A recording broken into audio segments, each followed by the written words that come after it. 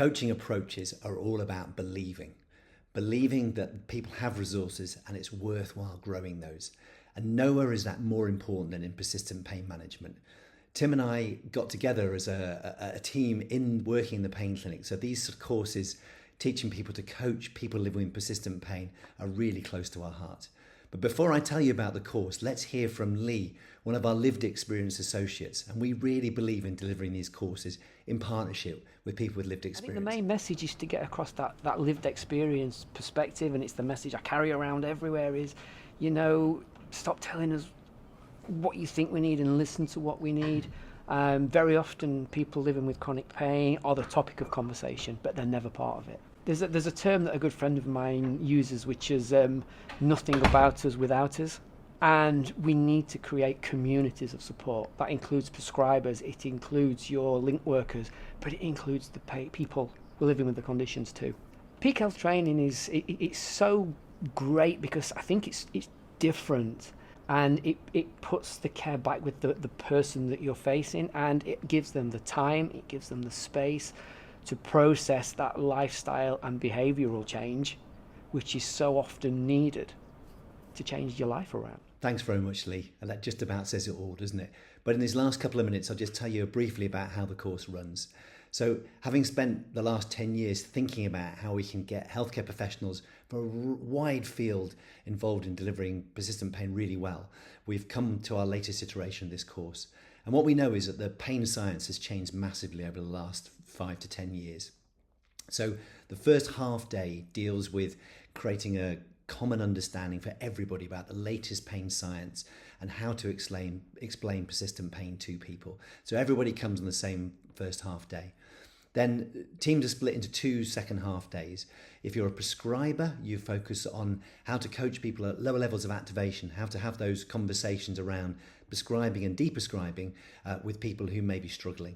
The coaches then come on a separate half day where we focus in on the things that coaches, people who are non-prescribers, can deliver that give a viable alternative to medication.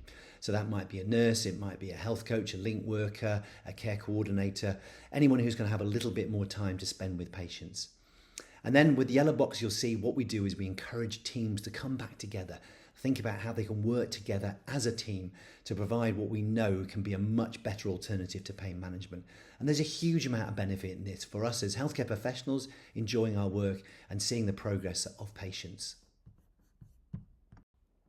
And to give you a couple of tasters, what do we cover? Well, we talk about the coaching process, taking people from that raising awareness of their current situation towards what a better outcome could be, and raising awareness of how people can get there, thinking about barriers and obstacles and how people generate ideas and make a plan. So we'll bring a coaching process into it. We also think about how you might tailor to people's level of activation, so their self-management skills, recognizing that people with struggling with persistent pain management are often at those very early stages of activation.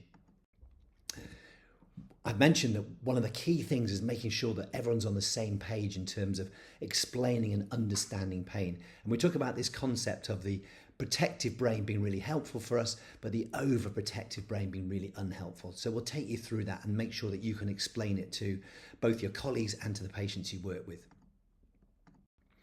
And then we talk about 4 key interventions as alternatives to medication, how people eat well, sleep well, manage stress and deal with past traumas, and of course how to move safely in the context of persistent pain. And we know that all these things, if you get them well, create a really viable alternative to medication. And of course, if you're a prescriber, we take you through really good techniques for deprescribing. I'll not go to this in detail now, but we certainly do on the course. By the end of the course, you'll feel confident that you have a good plan in your head, that you know how to work well with people with persistent pain so that they become some of your most favourite patients and you feel like you're working in partnership together. You get better outcomes for yourself, better satisfaction and better outcomes for your patients. Being a part of this is part of my recovery story. It's part of my journey. I would consider myself fairly well activated. My recovery means I just live well with pain. It doesn't mean it's gone. But giving back is part of that as well. There's so much for me. I very rarely feel pain when I'm sat doing things like this, and that tells me I'm doing the right thing.